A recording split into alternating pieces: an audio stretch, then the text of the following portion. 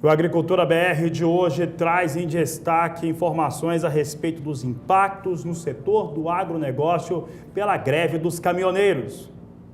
A paralisação da classe entra no 9º dia e alguns estados do país ainda registram bloqueios, mesmo com os anúncios feitos pelo governo federal. Muita coisa tem acontecido no país e isso tem trazido esses impactos negativos. Nós vamos mostrar um estudo da Agroconsult que mostra exatamente como essa situação tem ocorrido. Dentro das lavouras, as atividades agrícolas continuam. No estado do Paraná, a colheita do milho de segunda safra tem início com registro de baixo rendimento. Tem ainda mercado físico, mercado futuro e previsão do tempo. Começa agora o Agricultura BR.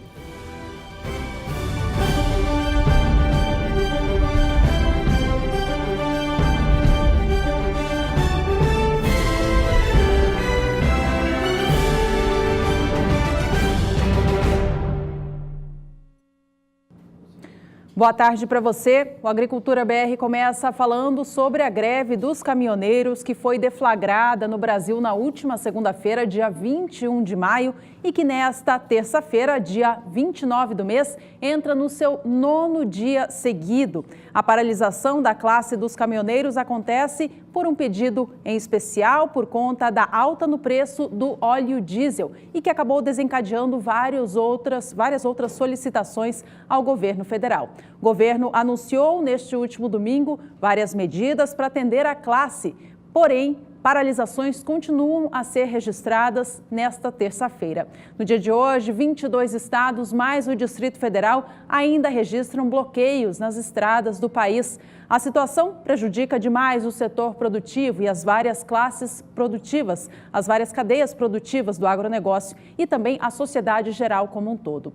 O Agricultura BR traz a partir de agora um panorama de como a greve impacta nas várias cadeias produtivas do agronegócio. E a gente começa trazendo um destaque para a soja, como que a paralisação das rodovias federais e estaduais traz prejuízos para o setor do complexo soja.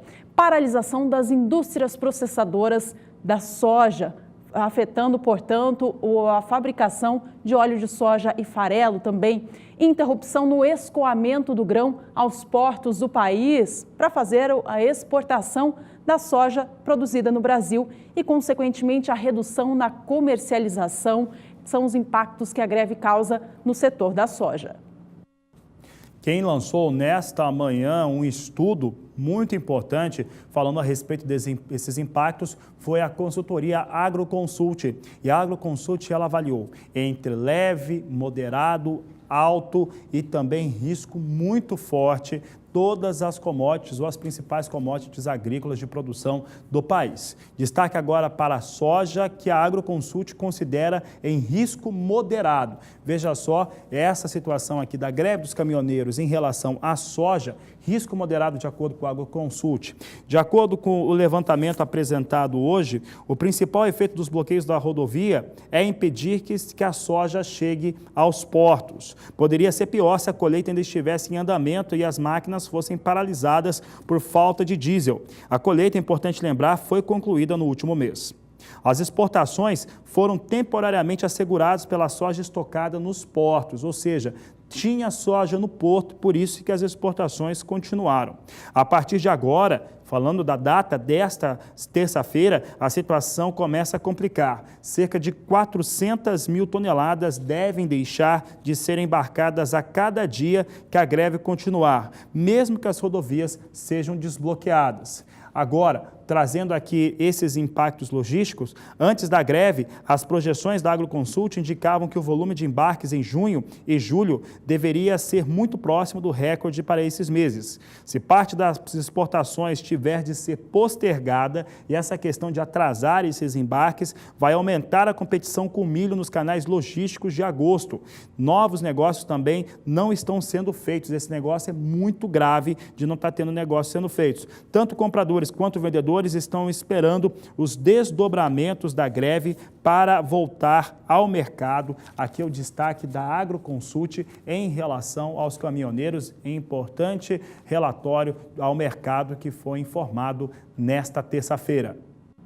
Complexo Soja é apenas um dos setores que é afetado pela greve. A gente traz em destaque agora como que o milho sofre e os produtores do cereal a respeito desta greve dos caminhoneiros. Tanto produtores como quem consome, os criadores de animais que utilizam o cereal para alimentar o gado e outras criações. Há uma interrupção no escoamento do milho aos centros consumidores. Isso causa principalmente elevação na cotação da saca do milho, que já vinha em um patamar elevado no Brasil, causando custo de produção bem mais elevado, onerando o criador no país. Destacamos agora o que a Agroconsult falou para o milho. Em relação à primeira safra, de acordo com a Agroconsult, o risco é leve, praticamente inexistente por conta da situação da primeira safra que já havia sido colhida e uma colheita menor. Já a segunda safra, de acordo com a Agroconsult, os riscos são moderados, principalmente por conta de uma possível competição com a soja, por conta desse atraso que deve haver em relação agora aos embarques da soja. Vamos aos dados aqui da Agroconsult para o milho. Olha só, até agora os efeitos sobre o milho safrinha são pequenos, que é o milho de segunda safra, mas pode comprometer o avanço da colheita e o escoamento de produção, de acordo com a Agroconsult. Até o fim da primeira quinzena de junho, de 2 milhões a 2 milhões e 500 mil toneladas devem ser colhidas no Mato Grosso. A colheita ainda vai demorar para começar nos próximos estados, nos outros estados, porque o Mato Grosso ele vem mais adiantado. Pode mudar a tela aqui, nós seguimos trazendo aqui as informações, falando agora que é preciso, de acordo com a Agroconsult, considerar uma queda na demanda doméstica de milho causada pela morte de aves e suínos que não receberam ração durante a greve. Essa é uma situação muito grave, mortandade de aves e suínos, já que tem essa mortandade, inclusive vamos ter um representante da BPA falando na Agricultura BR de hoje, com essa mortandade há um impacto direto em cadeias produtivas da carne de frango, da carne suína e também na cadeia produtiva do milho. E mesmo com o governo federal tendo anunciado medidas e entrado em acordo com representantes da classe dos caminhoneiros, os protestos seguem pelo país. De Brasília, a Catarina Martorelli tem mais informações. No Distrito Federal, os postos que conseguiram receber algum combustível estão assim com filas quilométricas para abastecer. Situação caótica também para o agronegócio. 64 milhões de aves morreram em todo o país por falta de insumos e 1 bilhão de aves estão sendo alimentadas com ração insuficiente. 20 milhões de suínos passam pela mesma situação. Segundo a Associação Brasileira de Proteína Animal, a distribuição de carnes só deve se normalizar em 2 meses. Apesar de 5 entidades ligadas ao movimento dos caminhoneiros serem a favor do fim da greve, muitos continuam parados em rodovias por todo o país. Difícil fazer uma previsão, repassar qualquer posição. Nós, no caso, não temos nenhuma gerência sobre os pontos de bloqueio. São liderados por motoristas de cada município, de cada trecho que está paralisado. Domingo à noite, depois de longas reuniões com os ministros, o presidente Michel Temer fez um pronunciamento para contar as principais medidas que serão tomadas pelo governo. Entre elas, a redução de 46 centavos no litro do diesel.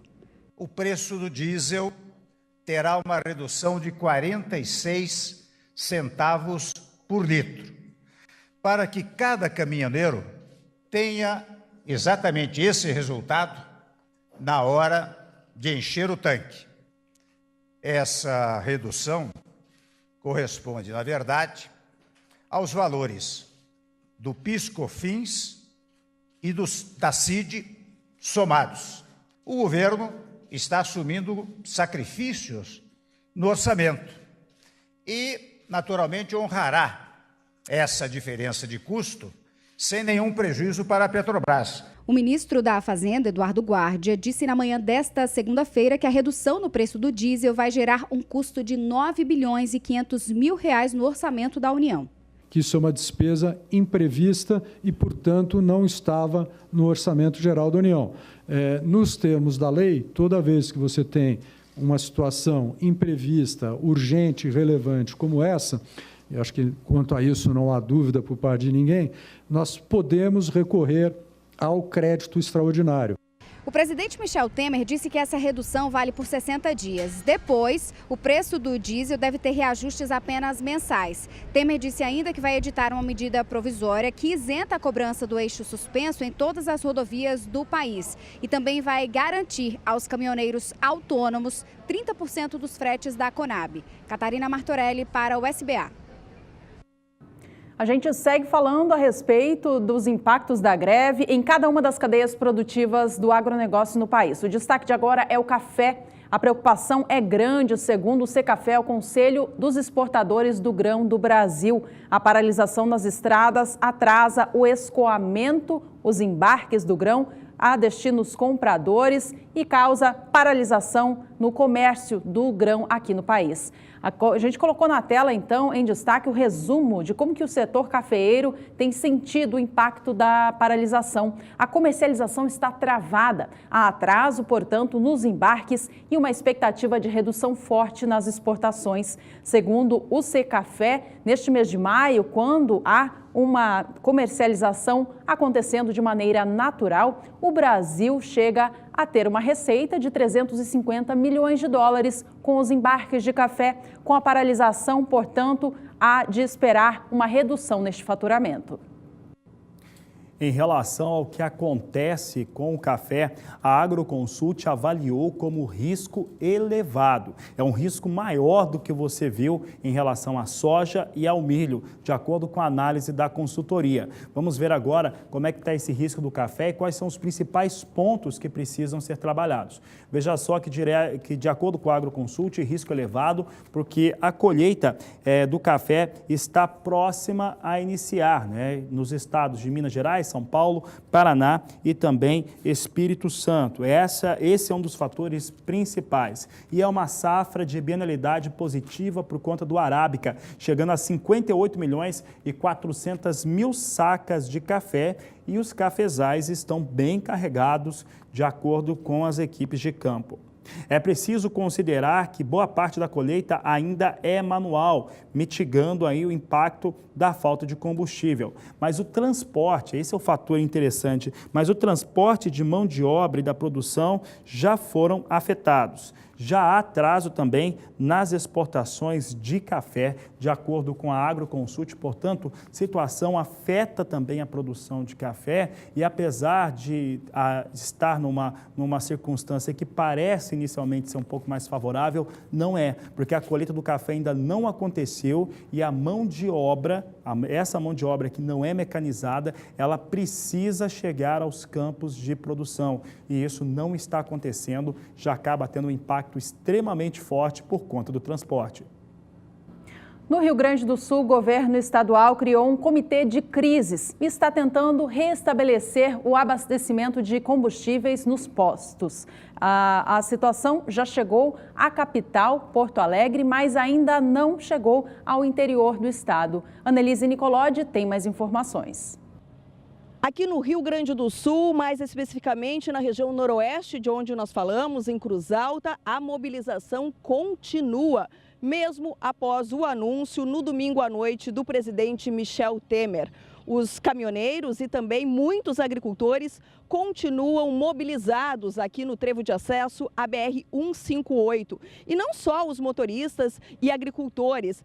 Logo atrás de mim tem alguns ônibus de estudantes chegando aqui para se juntar ao movimento e para continuar a greve dos caminhoneiros. Como vocês podem ver, a pista está liberada, não há bloqueio em nenhum ponto aqui da região noroeste do Rio Grande do Sul, ou seja, a pista livre para quem quiser passar. Mas o que a gente vê são cada vez mais motoristas, autônomos, caminhoneiros autônomos se juntando ao movimento e continuam parados aqui. Cargas perecíveis continuam passando, combustível para atender aí os utilitários, ambulâncias, medicamentos, mas os caminhoneiros prometem dar continuidade à greve, mesmo após algumas reivindicações serem atendidas. O que aconteceu lá no presidente foi uma espécie de manipulação, porque o pleito, na verdade, é a baixa do combustível. Eles estão colocando no diesel, que é usando isso como forma de desmobilizar. Essa é a ideia. Entende? Tanto que parece que tem hoje tem aumento de gasolina, estava previsto. Então, quer dizer, não adianta diminuir o diesel e coloca em cima do resto da população, que também depende da gasolina, né? Os taxistas precisam, as ambulâncias precisam, lotações, sei lá, mototaxista. Tem tantas atividades que dependem da gasolina. Então, o pleito é esse. O pleito do caminhoneiro em si, em partes, foi atendido.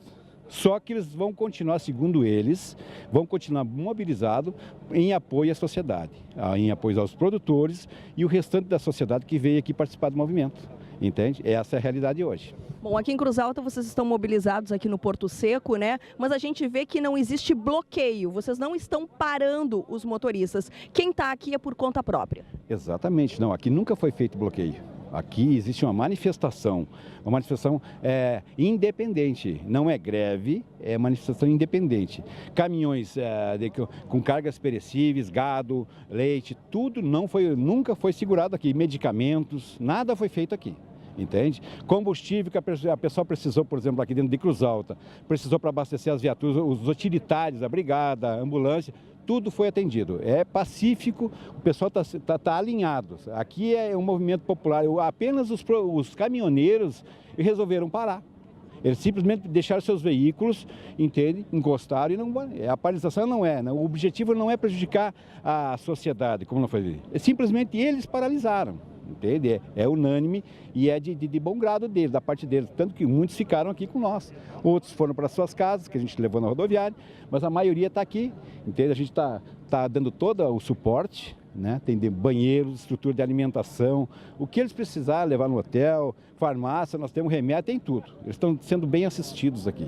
Zeca, mais cedo a gente viu que a Polícia Rodoviária Federal também esteve aqui fazendo um monitoramento, vocês tiveram uma conversa. Qual era o conteúdo dessa conversa? O conteúdo é o seguinte, eles periodicamente vêm aqui para saber se inteirar do andamento do movimento, porque houve esse pronunciamento do presidente à noite, então eles vieram saber qual é o posicionamento, foi isso que eles vieram aqui. São nossos amigos, estão nos apoiando aqui direto, entende? E eles mesmos, você pode perguntar para eles, nós não estamos dando trabalho nenhum, nem para eles nem para ninguém, né? A gente está fazendo a nossa parte apenas. Ou seja, a paralisação continua? Continua, e mais forte que nunca. De Cruz Alta, no Rio Grande do Sul, para o SBA, Annelise Nicolodi. Um dos setores que sofre demais com a paralisação nas rodovias é o setor de hortifruti, por conta dos produtos que são muito perecíveis. Folhas, frutas acabam apodrecendo nos caminhões que ficam à beira da estrada, causando desabastecimento de alimentos nas cidades e falta de negócios. A apuração feita pelo CPEA mostra o quanto de prejuízo no setor de hortifruti já foi sentido no Brasil nestes 9 dias de greve. As perdas em hortaliças são estimadas em 567 milhões de reais. Já no setor de frutas, perdas estimadas em 206 milhões de reais.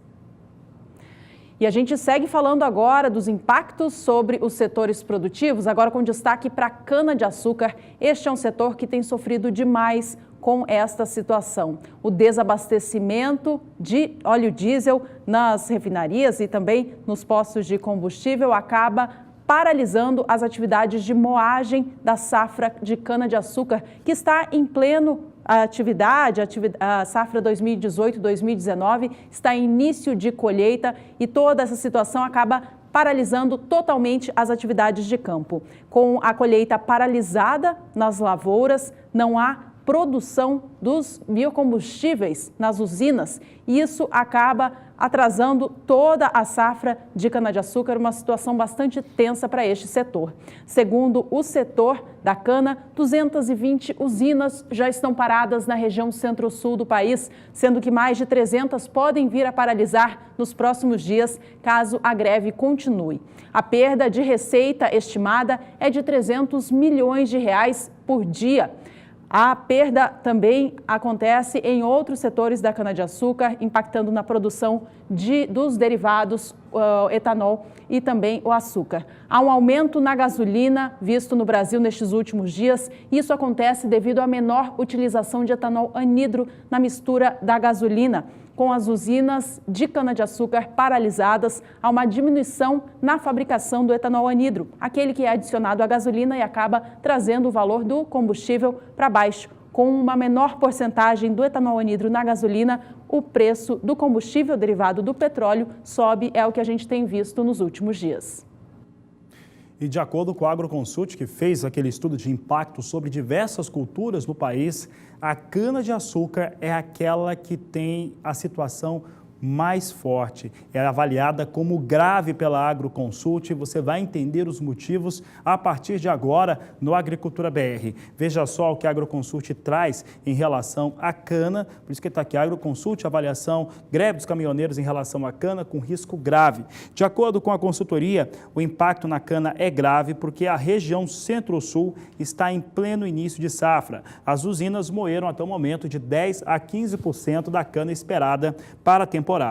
Hoje, 28 de maio, cerca da metade do setor, eu vou repetir, metade do setor sucroalcooleiro do Centro-Sul do país está parado por falta de óleo diesel para abastecer as frentes de colheita de cana. Escoar o etanol é um outro problema. Essa questão do escoamento de etanol é um outro problema. Os tanques das usinas, as usinas de cana-de-açúcar estão cheios e não tem mais como ter capacidades de estocagem. Essa situação é muito impactante para o setor. O impacto na moagem de cana no curto prazo também deve ser grande, mas ainda é cedo para falar, de acordo com a Agroconsult, em redução de moagem para a safra como um todo. A estimativa atual para a temporada é que sejam processadas 570 milhões de toneladas com viés de baixa, de acordo com a Agroconsult.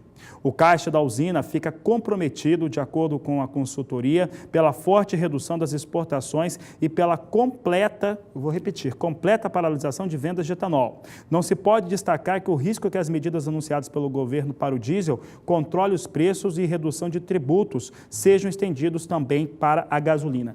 Essa parte aqui da Agroconsult em relação ao setor da cana-de-açúcar, ele é extremamente importante. É por isso que durante essa semana nós vamos receber representantes do setor. De acordo com a Agroconsult, essas medidas que você já ouviu diversas vezes voltadas para o diesel, para atender à situação dos caminhoneiros, principalmente, porque eles que estão liderando essa greve, podem ser estendidos para outros subprodutos do petróleo, principalmente a gasolina. Isso ocorrendo, tira ainda mais a competitividade do etanol. Portanto, de acordo com a Agroconsult, permanece ainda a estimativa de moer 570 milhões de toneladas de cana, mas com viés de queda e muita preocupação no mercado, principalmente para essas usinas que estão, neste momento, totalmente paralisadas, ou pelo menos a metade delas, totalmente paralisadas no total das suas operações.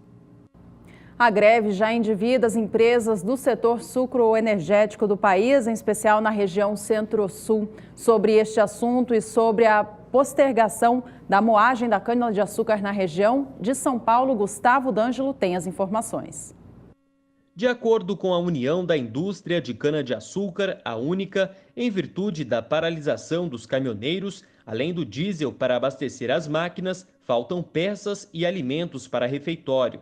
A entidade destaca que São Paulo possui 14 mil produtores rurais fornecedores de cana, 150 usinas e gera mais de 310 mil empregos diretos. Além disso, o Estado é responsável por 60% da produção brasileira de açúcar e etanol. Esse contingente processa diariamente mais de 2 milhões de toneladas de cana, produzindo 150 mil toneladas de açúcar e 100 milhões de litros de etanol por dia. Em nota, a Única destacou como a paralisação afeta o setor sucroenergético no estado. Abre aspas. O cenário é preocupante porque, além de aumentar os custos de produção, reduz o faturamento das unidades produtoras em aproximadamente 180 milhões de reais por dia, o que pode comprometer a sobrevivência de muitas dessas empresas, que já estão com nível de endividamento elevado diante da crise vivenciada pelo setor sucroenergético nos últimos anos. Fecha aspas. Ainda devido à paralisação, outro fator que deve trazer prejuízo ao setor é a postergação do período de moagem. A Única informa que, em função das manifestações, algumas unidades tiveram seus canaviais criminalmente incendiados, após tentarem entregar etanol para garantir o mínimo de suprimento à população. A principal reivindicação dos caminhoneiros ao realizar esta greve é no preço do óleo diesel, utilizado para o transporte de cargas pelas rodovias do país. O IMEA, Instituto Mato Grossense de Economia Agropecuária, fez um cálculo para mostrar o quanto que o combustível subiu no estado mato-grossense no acumulado dos últimos 11 meses. E a gente aponta para você agora para realmente colocar em números o preço do óleo diesel e essa elevação que vem acontecendo desde julho de 2017, quando a política de preços da Petrobras alterou. Conforme anunciado, ela agora segue a flutuação de câmbio e também dos preços internacionais do petróleo. Isso fez com que os valores dos combustíveis derivados do petróleo tivessem oscilação diária aqui no Brasil, causando toda essa elevação que a gente viu no último ano. A gente mostra para você o cálculo feito pelo IMEA, então.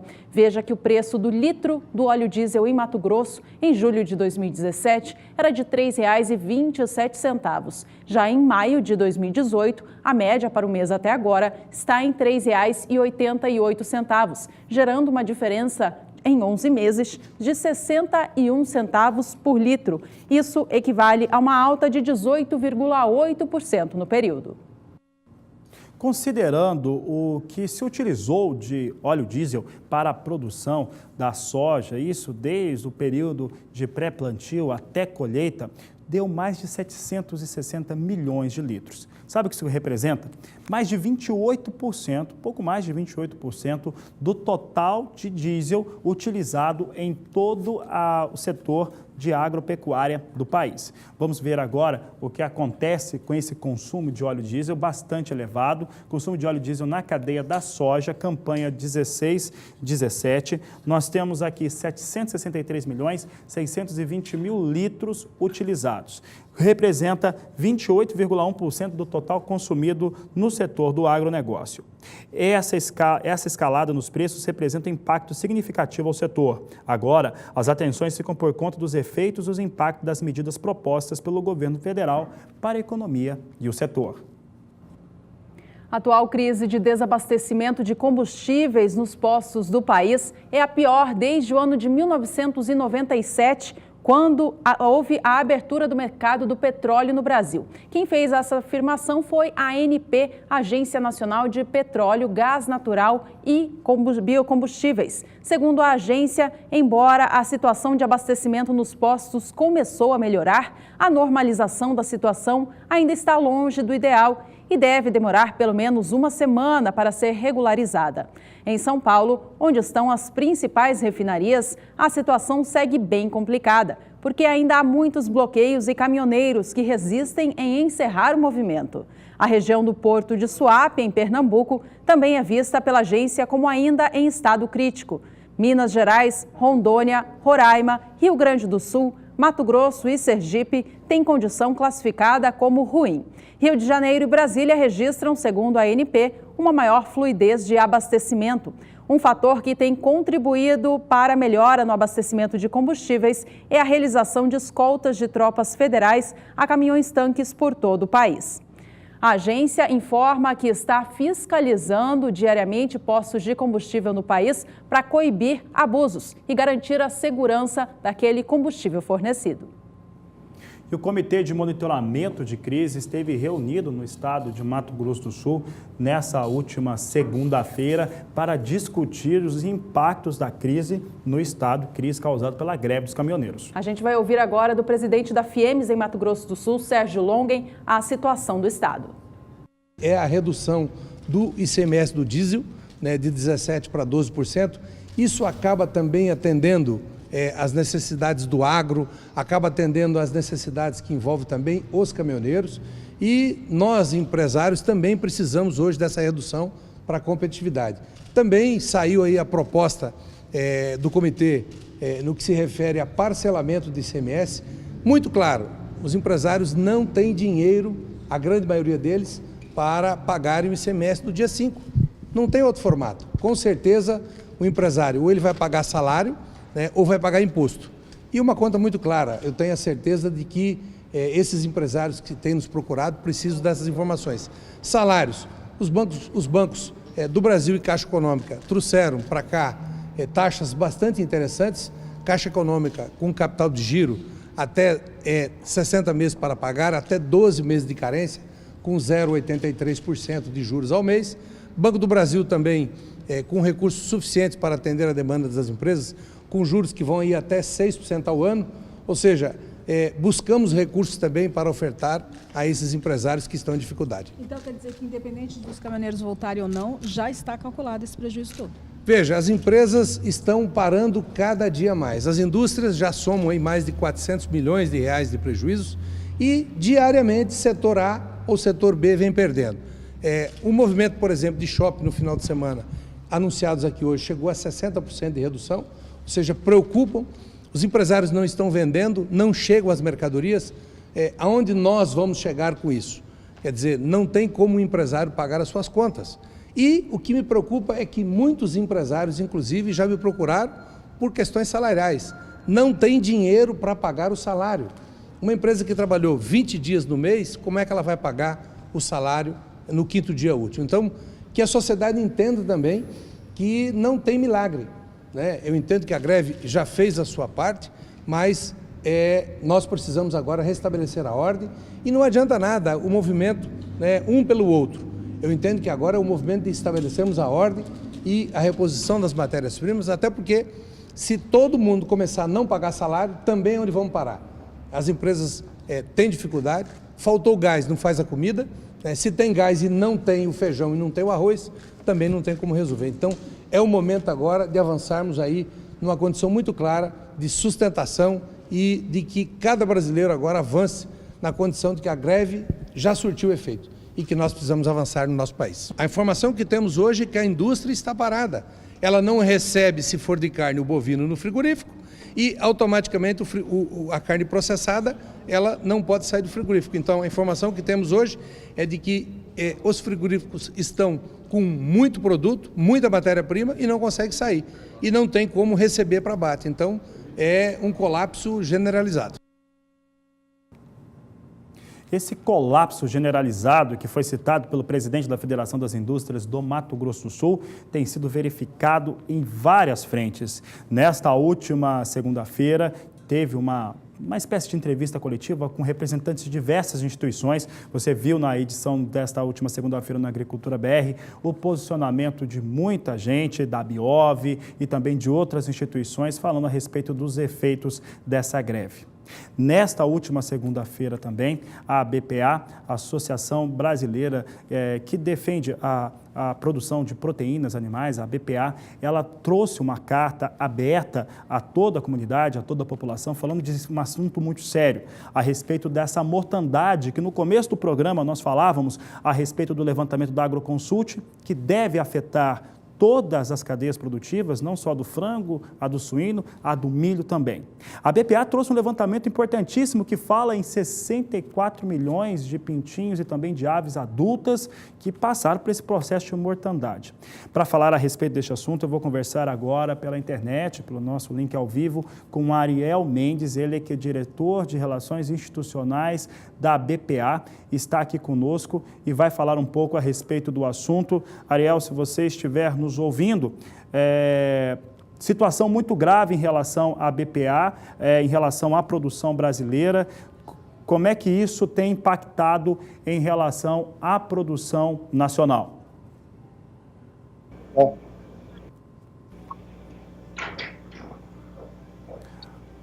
Ariel, você está nos ouvindo?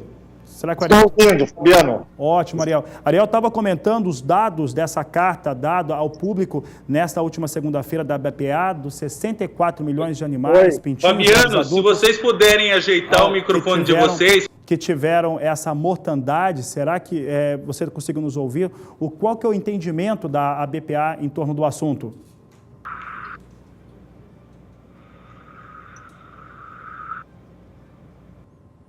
Tá? Nós não tivemos as melhores condições para falar com o Ariel. Daqui a pouco nós vamos falar com ele que é o diretor de Relações Institucionais da Associação Brasileira de Proteína Animal, e vai falar um pouco a respeito desses 64 milhões de animais que passaram por esse processo de mortandade por conta da falta de alimentos. Esse impacto chega também às outras cadeias produtivas, como a do milho. Já que o assunto continua sendo esse, a nossa colega Sara Kirchhoff recebeu, nesta última segunda-feira, o representante da ABAG, Associação Brasileira de Agribusiness, que comentou esses impactos. É importante lembrar que essa segunda-feira foi um dia de paralisações e manifestações nos mais diversos órgãos, como, por exemplo, órgãos e também associações, como de vans, de motoboys, entre outros, que acabaram também colocando, as suas posições em torno do assunto, uma greve que tem paralisado o país e trazido muito prejuízo. Veja. As 8 entidades reunidas pela manhã desta segunda-feira aqui em São Paulo foram a Associação Brasileira do Agronegócio, a ABAG, Sociedade Rural Brasileira, Citrus BR, a BIOV, que é a Associação Nacional Brasileira das Indústrias de Óleos Vegetais, Secafé, a ANEC, que é a Associação dos Exportadores de Grãos, e também Sindirrações. Quem está aqui comigo e vai falar sobre este encontro, sobre as preocupações do setor do agronegócio, é justamente o diretor executivo da ABAG, Luiz Cornacchione, que participou desse encontro. Bom, Cornacchione, a preocupação agora parece que essa medida provisória ela resolve o problema para os caminhoneiros, aí trazendo o preço mínimo do frete, uma tabela de preço mínimo, mas ela pode acabar jogando esse problema para a indústria ligada ao agronegócio? A preocupação é essa? A preocupação é que, se você olhar hoje, Sara, nós vamos fazer um tabelamento. Existia no início, final da semana passada, a questão de voltar ao projeto de lei que estava no Senado. Aí ontem à noite fomos surpreendidos pela medida provisória, certo? Bom, qualquer um dos dois nos preocupa, por quê? Porque hoje em dia a gente vive uma economia de mercado, nós estamos quase em 2020, certo? Já passamos, coisa de 30 anos atrás, o tabelamento, numa época, inclusive, que o Brasil não era tão uma economia de mercado como é que é hoje. E que não deu muito certo. Nós temos exemplo, vou passar o dia todo aqui conversando, de que qualquer tabelamento não dá certo. Quer dizer, fazer tabelamento na economia de mercado, não. A nossa leitura, você vai trazer uma série de problemas, né? E a eficácia dessa medida, na minha opinião, na opinião de muitos do setor, ela é bastante duvidosa, uma vez que você tem uma série de diferenças de frete, contratações de frete, local de frete, sazonalidade. Isso vai ser bastante complicado para administrar. Cornacchione, e esse tabelamento, aí, esse preço mínimo, ele seria debatido entre a Agência Nacional dos Transportes Terrestres, cooperativas e também os caminhoneiros autônomos e as entidades do setor. Mas aqueles que estão contratando o serviço, que é justamente a parte da indústria do agronegócio, ela não estaria convidada para esse debate? Isso é outra coisa importante. Quem contrata o frete somos nós, tá certo? Nós aqui temos lá o frete, seja frete de insumo, seja frete de matéria-prima, seja frete de saída de produto para o mercado interno, para o mercado externo. Quer dizer, de alguma maneira, se por acaso essa questão seguir adiante com a medida provisória, o que parece até agora, pelo menos que nos dê, vamos dizer assim, lugar na mesa para discutir essa tabela. Afinal de contas, tem uma boa parte da contratação que vai passar pela gente. Quer dizer, a gente está fora disso aí, receber uma tabela de preço para operar.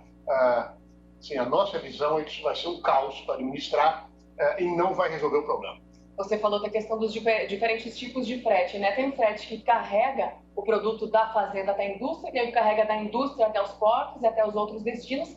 Então, são muitas singularidades, assim, é difícil realmente colocar um preço mínimo para uma coisa que tem vários apêndices, vamos dizer assim. Você tem isso que você falou, você tem o frete dos insumos que chegam assim, nas fazendas, você tem sazonalidade de ano, quer dizer, você tem safra entre safras, né? Você tem vários locais diferentes, com condições de infraestrutura diferentes, em tipos de estrada diferentes. Quer dizer, é um mundo de frete, uma diferenciação enorme para você tabelar toda essa questão. E aí, não é só tabelar, é você falar, bom, você se encaixa nesse ponto ou naquele ponto. Quer dizer, você vai ter uma discussão assim, quase que insana para você chegar num consenso nessa questão. Também é importante ressaltar uma coisa que vem à tona, como sempre vem à tona esse assunto, e agora mais do que nunca, que é a dependência do Brasil pela malha rodoviária, né? A gente tem malhas ferroviárias paradas com investimentos milionários e bilionários e a gente continua nessa dependência pela malha rodoviária. Isso é um problema muito grave, né? Sara, eu vou esquecer esse ponto. Quer dizer, na nossa leitura, nós temos no Brasil problemas de infraestrutura gritantes, seja infraestrutura logística, como você acabou de falar, nós temos problemas estruturais de logística que estão sendo postergados há vários anos, tá certo? Nós não chegamos nessa situação, chegamos nessa situação porque a gente vem postergando medidas estruturais do país há muitos anos, seja de infraestrutura de logística, seja de questões tributárias, seja de questões fiscais, que a gente vem prolongando a questão e agora não vai ser por uma medida conjuntural que você vai resolver um problema estrutural. Assim, a chance de uma questão conjuntural resolver um problema estrutural é quase nula. Por quê? Porque as coisas na base, né, você não vai atacar o cerne do problema, certo? Nós vamos só prorrogar o problema mais para frente, o que não é bom, principalmente para o Brasil, nem para a sociedade, muito menos para nós lá no negócio. Está aí o posicionamento da ABAG. E agora sim nós vamos falar com Ariel Mendes, diretor de Relações Institucionais da BPA, Associação Brasileira de Proteína Animal, uma entidade que congrega 150 empresas do setor, quase 100% do setor de aves, e vai falar sobre essa mortandade. Ariel Mendes fala ao vivo agora pelo nosso link de internet. Ariel, como é que essa situação lá impacta no setor? Boa tarde. Boa tarde, Fabiano. Boa tarde, canal do Boi. A situação para o setor de agricultura está até ontem à noite nós tivemos pontos de bloqueio, rodovias, estamos atualizando isso agora na parte da manhã, e percebemos que no centro-oeste e no nordeste, norte e nordeste está um pouco melhorando. A situação é muito complicada em São Paulo e nos 3 estados do sul. Principalmente não estamos conseguindo passar com caminhões de ração, isso está levando desabastecimento de granjas, até em alguns, isso está sendo negociado, foi negociado com as lideranças nacionais do caminhoneiros, a nível de estado também. As empresas afetadas vão lá negociar. Acontece que alguns pontos estão bastante irredutíveis, não deixam passar, ameaçam os motoristas, né? Temos casos inclusive de boicote aos caminhões, então uma situação bastante grave.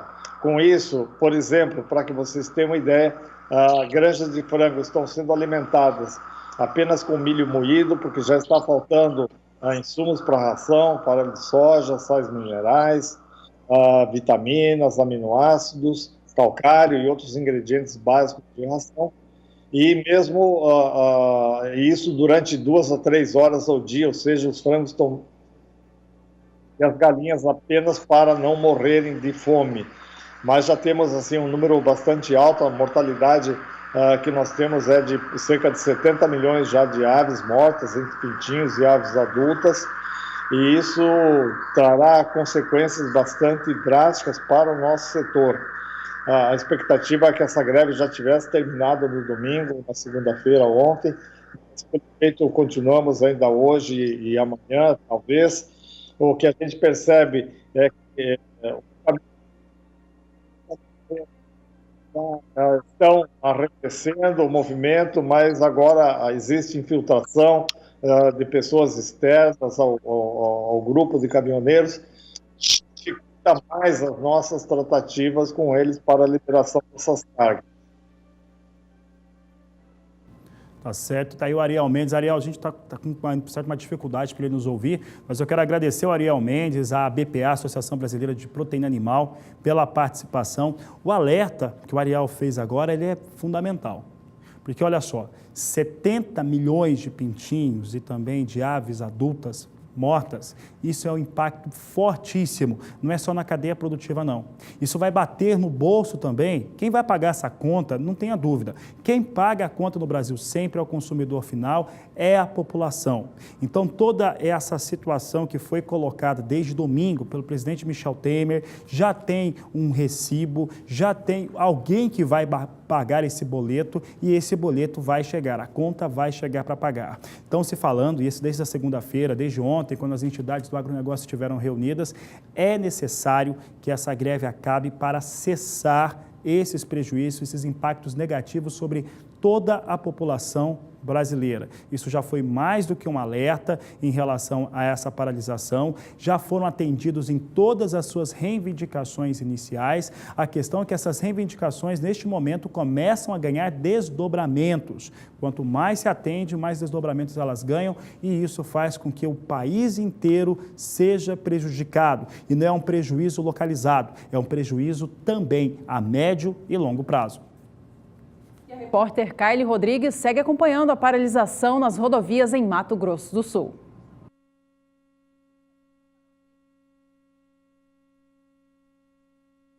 A paralisação continua, nada mudou por aqui. São aproximadamente mais de 200 caminhões que estão totalmente paralisados.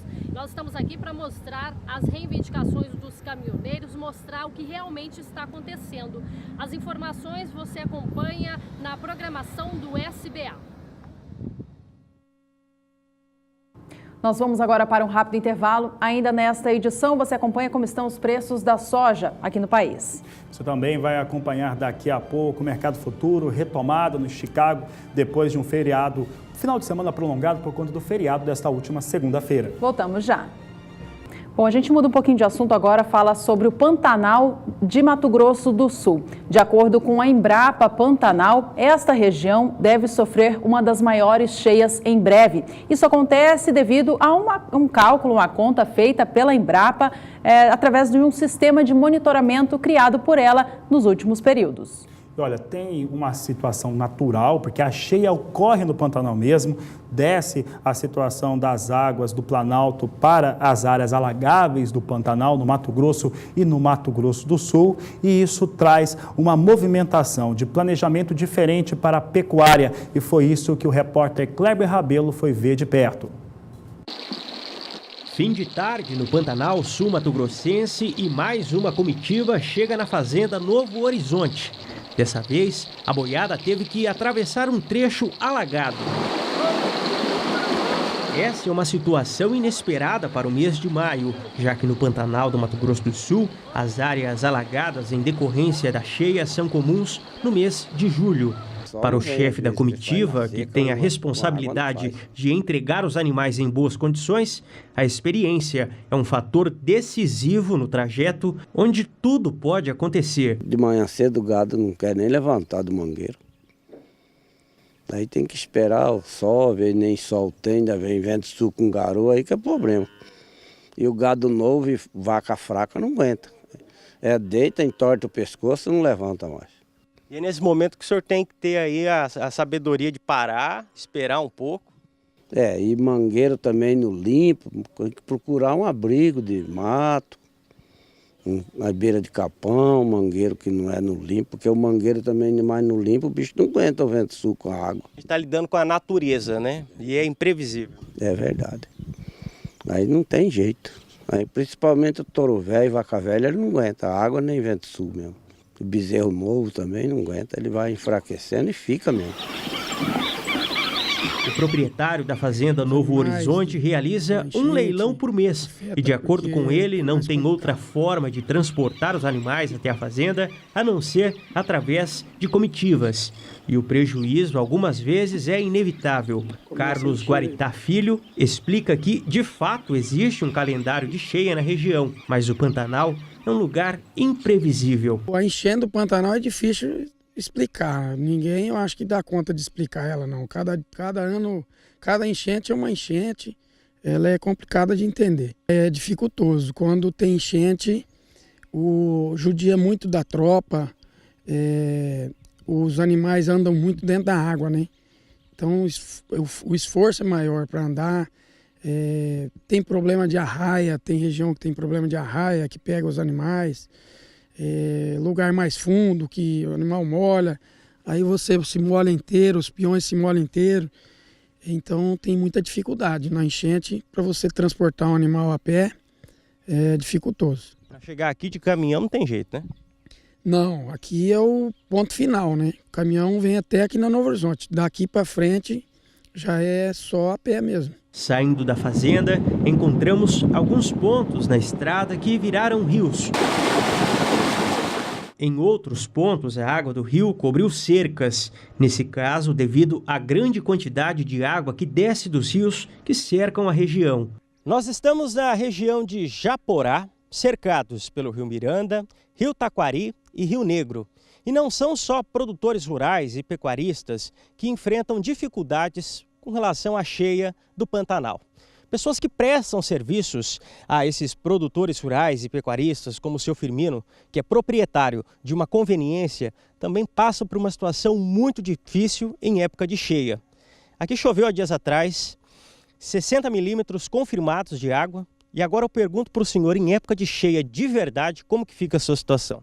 Fica muito agravante, fica sem recurso e até sem como locomover. Perdemos 2 estradas porque fica inundado. A saída daqui do Porto da Manga, que é destino a Corumbá, e o Buraco das Piranhas com destino a Campo Grande. O senhor é comerciante, trabalha com vendas, atende os produtores rurais e pecuaristas da região. Fica imaginando, se isso tudo aqui ficar alagado, ninguém para comprar, né? Ninguém para comprar. Consequentemente, não movimenta dinheiro, o senhor não ganha dinheiro. E como que fica para manter sua família? A gente tem que tentar, assim, acreditar ou buscar outra alternativa. Voltar para a cidade, buscar uma alternativa de trabalhos temporário, para até esperar a cheia baixar e a gente retornar. Como que é viver nessa situação? A gente está falando de problemas relacionados à natureza. Não tem um culpado específico. A gente está falando da natureza e é algo imprevisível. Isso. O Pantanal é cheio de surpresa. A natureza é um fenômeno que não tem como descrever. Ela é surpreendente e devastador, dependendo da situação. Como a cheia, ela é uma cheia que ela vem devastando, tanto boi como pasto, e invade tudo. Então a gente não tem alternativa a recorrer porque é um fenômeno da natureza. Seu Firmino mora aqui há 3 anos. Tem cheia do Rio Paraguai prevista para chegar aí. Como é que vai ser? Isso, nós temos uma previsão até junto com a Embrapa que a gente vem acompanhando. Ela deve atingir ou ultrapassar de 2011. Então é muito agravante porque nós vamos ficar isolados para sair daqui só de barco.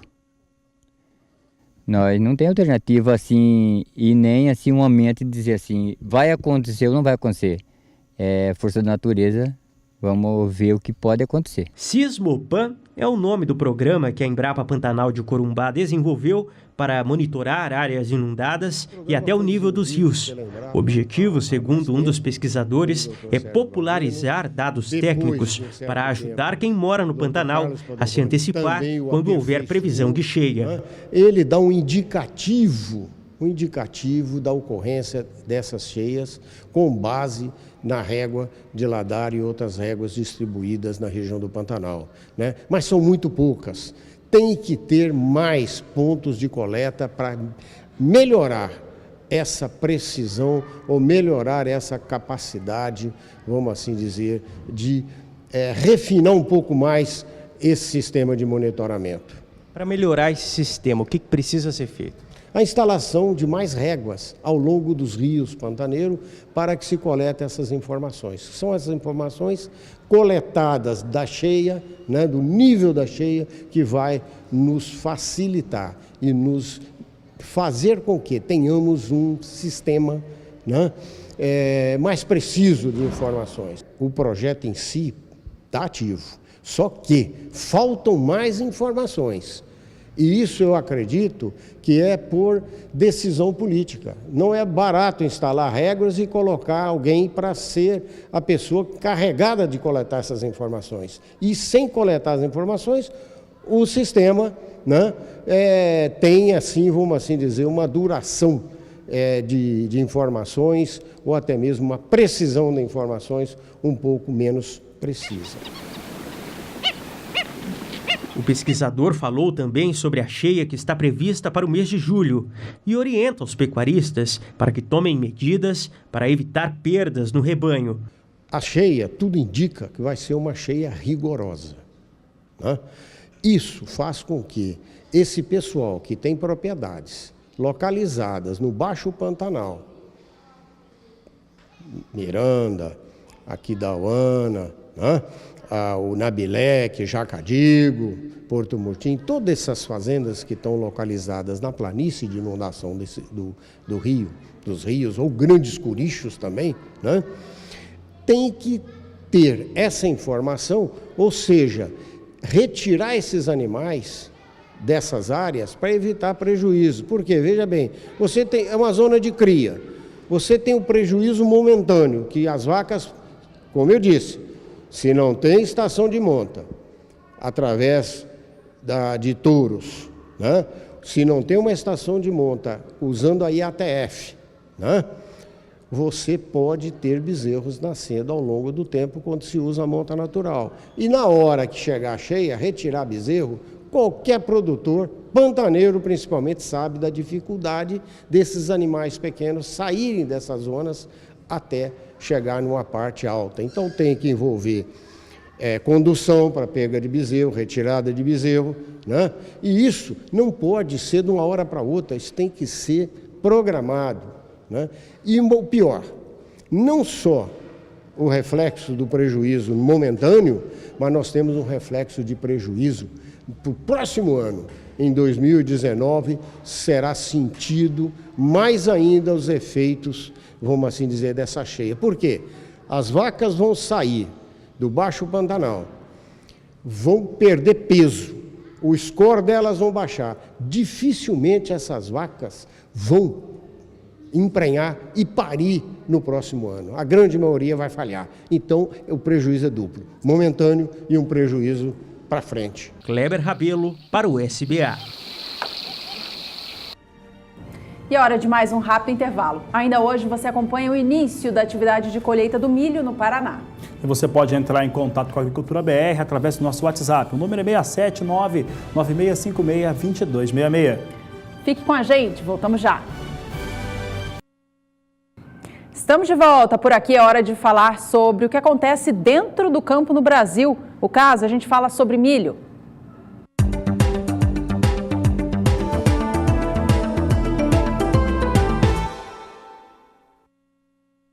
A colheita do milho de segunda safra começou no estado do Paraná, um dos maiores e importantes estados produtores do cereal no país, tem a segunda maior produção. De acordo com o Departamento de Economia Rural da Secretaria de Agricultura do Estado, a colheita começou nos municípios de Irati e também Francisco Beltrão. Até esta última segunda-feira, dia 28 de maio, cerca de 1% da área total prevista pelo departamento havia sido colhida. A expectativa é de uma safra com muitas perdas causadas por intempéries climáticas, intempéries que afetaram diretamente a produção, principalmente entre os meses de abril e maio, o que fez com que ficasse 40 dias sem chuvas, exatamente numa fase muito importante para o desenvolvimento da lavoura de milho. Depois da seca, mais recentemente, foram os vendavais que acabaram prejudicando também as lavouras de milho do estado do Paraná. Os ventos fortes causaram acamamento, que é quando a planta tomba. Essa situação causa uma perda de nutrientes na planta, uma vez que ela precisa gastar energia para se reerguer. Há também uma redução na absorção de água e a luz que incide sobre a planta também é reduzida. Tudo isso causa também prejuízos para a plantação, diminuindo o seu potencial produtivo. Tanto é que o Departamento de Economia Rural do Estado do Paraná mostra como está a condição dessas lavouras no campo depois de tantas intempéries climáticas. Veja como está, então, apenas 35% das lavouras de milho de segunda safra no estado paranaense se encontram em boas condições. Quase metade tem condição classificada como média, são 45%, e 20% da área plantada tem situação considerada ruim. A produção de milho de segunda safra no estado do Paraná é estimada hoje em 10 milhões de toneladas, mas já foi de quase 13 milhões. É o que você confere agora no Agricultura BR, estimativa de temporada. Em janeiro, para a segunda safra, a expectativa eram de 12 milhões e 780 mil toneladas de produção. Agora, em maio, recua bastante, recua para 10 milhões de toneladas por conta de todos esses fatores citados aqui no Agricultura BR. A Juliana Rezende conta pra gente como que o clima se comporta daqui para frente no estado do Paraná. Apesar de haver chuva nos últimos dias, o potencial produtivo que foi perdido já não volta atrás. Porém, há expectativa de lavouras que foram plantadas em momentos mais tardes. Vamos saber agora com a Juliana, então, qual é essa previsão. A falta de chuvas durante o mês de maio em áreas produtoras de milho segunda safra do Paraná prejudicou bastante o desenvolvimento das lavouras, tanto que agora os produtores já esperam uma diminuição de produtividade em relação à safra passada de em torno de 25%. Agora as condições hídricas do solo começaram a aumentar um pouco mais, isso por conta das últimas chuvas que aconteceram no sul do país. Os índices de umidade do solo do Paraná aumentaram bastante, tanto que nas áreas mais ao sul os índices já alcançam 80%. Só que nas áreas mais ao norte a umidade do solo ainda segue um pouco mais baixa, em torno de 40% a 50%. No decorrer dos próximos dias, o tempo firme ainda vai seguir predominando. Até volta a chover, só que são pancadas muito irregulares e de fraca intensidade. Essa chuva até deve se espalhar em grande parte do Paraná por conta da passagem de uma frente fria, mas que não deve garantir chuva mais expressiva. A partir da segunda semana, entre os dias 4 e 8 de junho, é que a chuva ganha mais intensidade no Paraná. Novas áreas de instabilidade se formam e ganham intensidade, principalmente na faixa oeste do estado. Dessa vez, então, chove com mais intensidade, o volume de água pode alcançar 50 milímetros do centro até o oeste do Paraná. Durante o terceiro período, entre os dias 9 e 13 de junho, a chuva vai seguir persistindo, então o tempo vai seguir instável sobre o Paraná. Dessa vez, o volume de água que não deve seguir mais tão elevado, ficando em torno de 15 a 30 milímetros em grande parte das áreas produtoras de milho segunda safra do Paraná. Então, no decorrer dos próximos dias, tem previsão de chuva persistente no Paraná. A tendência, então, é de que essas instabilidades tenham potencial para seguir aumentando as condições hídricas do solo e sigam favorecendo as lavouras que não foram prejudicadas por conta da falta de chuvas ao longo dos últimos períodos. Daqui a pouco eu volto com mais informações do tempo.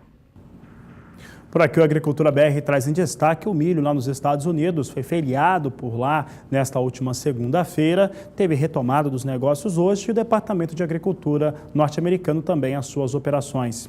E foi na manhã de hoje que eles informaram vendas de exportações de 231.248 toneladas para entrega tanto na temporada 17-18 quanto na 18-19. Veja os números conosco. Destino não declarado, volume total de 231.248 toneladas, sendo 28.048 para entrega na 17-18 e 203.200 toneladas na próxima temporada.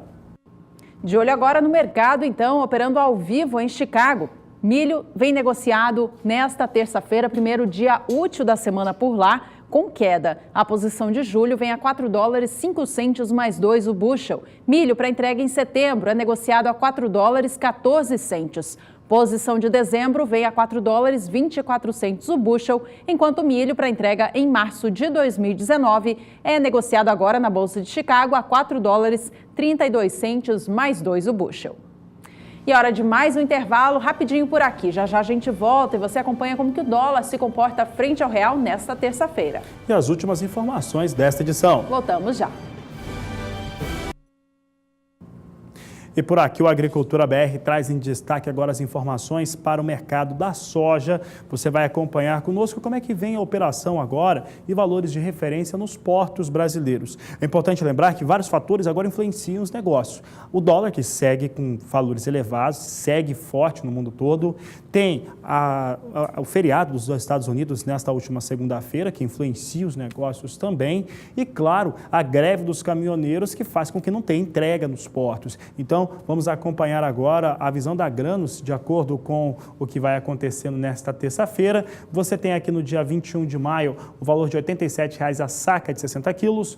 Dia 22 estava em R$ 87,50. No dia 23 recuava a R$ 86,00 a saca. No dia 24 voltava a marcar R$ 87,00 a saca. Na última sexta-feira, R$ 87,00 a saca de 60 quilos. Esta segunda-feira não trazemos os valores porque tinha os efeitos da greve, feriado nos Estados Unidos, e aí trazemos direto já essa terça-feira, que está operando com alta, portanto, frente ao que acontecia há 7 dias, a R$ 88,00 a saca.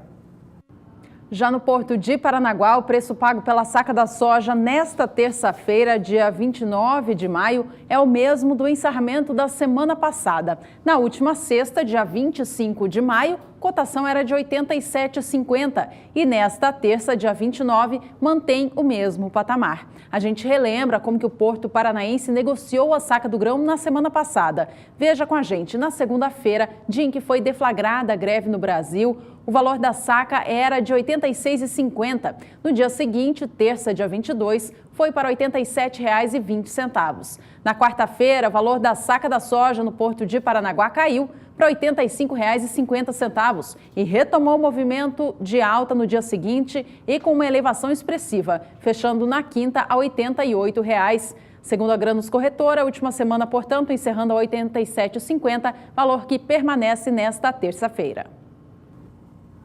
Por aqui vamos ver como é que vem os negócios com soja em Chicago. Vinha perdendo hoje mais cedo, perdia cerca de $400 nas posições de mais curto prazo. Nós temos aqui agora uma redução nessas perdas. Posição de julho vem praticamente na estabilidade, a $10,39 mais 6 o bushel. Agosto, $10,44 o bushel. Setembro, $10,46 por bushel. E janeiro de 2019, $10,50 por bushel são os negócios neste momento com soja em Chicago. Na manhã de hoje, o dólar comercial operava em leve queda em relação ao fechamento de ontem. Nesta última segunda-feira, nova alta foi observada, a terceira sessão seguida de elevação. Já hoje, dólar caía. Vamos saber se ele continua em queda. Agora não, muda o rumo dos negócios e vem quase que na estabilidade, com leve variação positiva. A moeda é vendida no Brasil agora a R$ 3,73 mais 5, com oscilação positiva de 0,18%. E essa edição vai ficando por aqui. Muito obrigada pela sua companhia, pela participação. Não se esqueça que no fim da tarde tem a terceira edição do programa com o resumo do que aconteceu no agronegócio nesta terça-feira. Este é o Agricultura BR. A inteligência e a transparência do agronegócio sempre com você. A todos uma ótima tarde e até mais.